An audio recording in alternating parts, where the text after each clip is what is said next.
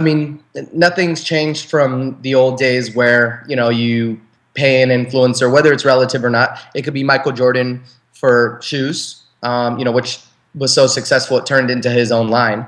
Or it could be Michael Jordan for Hanes, where, t-shirts really have nothing to do with Michael Jordan, but just for the fact of Michael Jordan, that's the influence, that's the respect that people have for him. And, it probably, initiates more buys or more brand awareness. Now, same thing holds true today. For brand awareness, it's always going to work because they have such a massive reach, and it's all about visibility for brand awareness. Conversion wise, it's gonna vary. If somebody's not as relevant as they were 5 or 6 years ago, maybe you're not going to have that good of a conversion ratio. You're just going to get the reach. So it's a there's two components into it. There's the brand awareness play, which is just getting a massive amount of visibility, and then of course you can use the celebrity's name on your press releases, and it's good for your brand in an overall state. And then for conversions, we're seeing that the modern day celebrity, which is the social media influencer, is not only more cost effective in terms of price points for doing paid and sponsored posts, but also more influential because it's very specific. And the example that I can give is, maybe somebody has 1 million followers for fitness, as opposed to just being Paris Hilton and having 10 million followers for being Paris Hilton. You don't really know. The audiences and the demographics are such a grab bag with those type of people. But if you get somebody in a specific sector who has influence, you know why they're influential and you know who their audience is. So when you talk about getting an endorsement in today's age versus what it was before, I mean, is it really an endorsement as in selling your product to their followers as well? Or is it simply kind of a branding thing where when you work with a celebrity, they just hold forward a book or, a product and say, hey, I like this, and then you can leverage that image? Well, we always try to make it organic as possible. We don't do the typical brand stuff, where somebody's saying, go buy, drink Gatorade, buy Ford and get 10% off. Like we're not trying to do the spammy, commercial type stuff from like the 90s. We're doing more like product integration. Like if you see somebody who's influential in the fitness space who's holding up a water bottle that says a certain word, that maybe it's paid, maybe it's not, but we can go to a company like Gatorade and be like, hey, our influencer is going to go for a run today. After her run, she's going to be holding some sort of beverage. Is it going to be you, or is it going to be Powerade, or is it going to be the Under Armour drink? Like we can go out and we can do all these organic things that just place a product in somebody of influence's hands, and we just integrate it into their normal posts. So in most cases, you can't even tell if it's a paid post or not. So is there real value in doing that? Like, do people notice that to that granular detail, like what celebrities are doing? Like, are they really haunting for this stuff? Well, see, the best part about it for a social influencer as opposed to a celebrity, it works with celebrities, absolutely.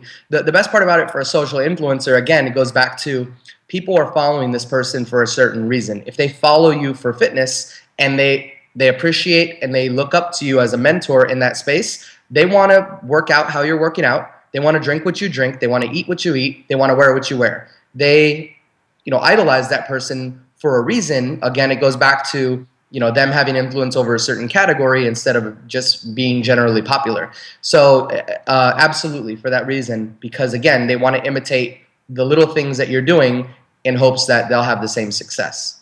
And since you provide this kind of as a service, directly or indirectly, when should someone consider such an option? Is that something that you consider at the launch of a startup or a business, or kind of more when it's gained some traction and already has some results behind it? I mean, we've done it at all stages with global growth advisors, and then I've seen companies of all states do it as well. Again, Fortune 500 companies have done product placement. I've seen General Electric do it. They've been around forever. I've seen them do videos on Vines. Wendy's has done it. Taco Bell's done it. And then there's companies that you've never heard of before because they just started last month, and some of their initial marketing spend is to get brand awareness and for conversions. So there literally is two types of campaigns that you can do, and we always try to identify which one that is as soon as we talk to the customer. So let's say it's a startup. your budget is $15,000 for a social spend. A startup has to make at least $15,000 back for that to be worth it. So that's a conversion based campaign. That's the first kind. The second kind is a brand awareness campaign. And in a brand awareness campaign, typically the goal of these big companies, after hundreds and hundreds of years of research, they just want you to see their company name or hear their company name at least 7 times a week, right? So on average, they want you to see or hear about them at least once a day. So if it's an influencer and they're holding up a can of Coca-Cola, Coca-Cola is not going to run a campaign with us, pull the reports, and be like, hey, asshole, we didn't sell any more cans of soda today than we did yesterday. Like, it's never, ever going to be performance-based in that situation. It's always about the brand awareness. They want to embed their brand and their product in your name over and over and over and over, and that's all it's ever about. And that's why you see the big companies like Visa and Pepsi and whatever else spending all this money on a Super Bowl commercial. It's never a conversion-based campaign. They never expect to get any results out of that. It's always about brand awareness.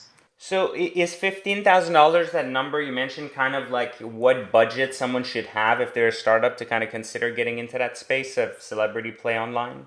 It varies, because it's kind of one of those things that's completely scalable, because there's people with followings of influence, that have 5 or 6 thousand followers, and they're very popular amongst whatever their category is. So there's a couple different things that take into consideration. It's how big your industry is, what sort of influence you want in that space. Maybe it's somebody with 50,000 followers, maybe it's somebody with 5 million followers. And then again, it's all scalable and it's all relative. So somebody who has $5,000 to spend can run a campaign, but they're going to get a $5,000 campaign.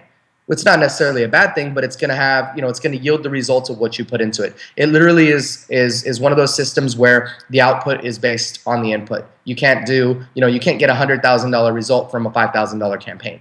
No, I think that makes perfect sense. You only get out what you put in, right? Yeah, and don't be discouraged if you have a business or you have a product or something. I mean, there's absolutely a ton of influencers out there with low price points that are very influential in their space, and you just have to dig out and you have to find them. Or you can come to somebody like me who's just, I feel like I'm a good connector in this space, and I have a well-regarded reputation. So a lot of people, a lot of deals go in and out, from our company.